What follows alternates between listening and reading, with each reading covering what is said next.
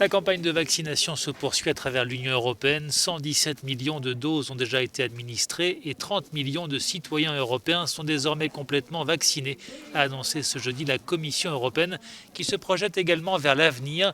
Des négociations sont en cours pour l'achat de 1,8 milliard de doses pour 2022 et 2023. Pour protéger nos citoyens, nous devons avoir une longueur d'avance, a indiqué Stella Kyriakides, la commissaire européenne à la santé.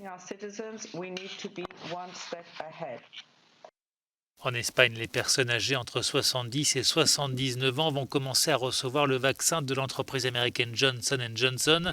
Le pays s'attend à recevoir 300 000 doses dès cette semaine. Pour l'heure, plus de 45% des septuagénaires en Espagne ont reçu une dose de vaccin.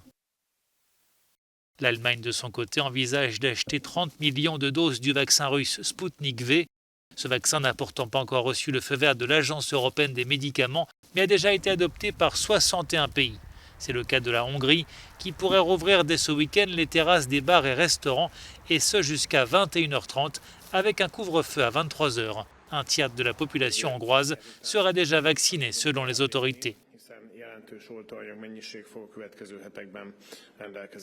Enfin, l'Irlande a rejoint la Commission européenne dans sa volonté d'engager une action en justice contre AstraZeneca, dont les livraisons de vaccins anti-Covid sont nettement inférieures aux attentes. La Commission européenne considère que le laboratoire suédo-britannique n'a pas respecté ses engagements. AstraZeneca n'a livré au premier trimestre que 30 millions de doses à l'Union européenne sur les 120 millions promises dans le contrat.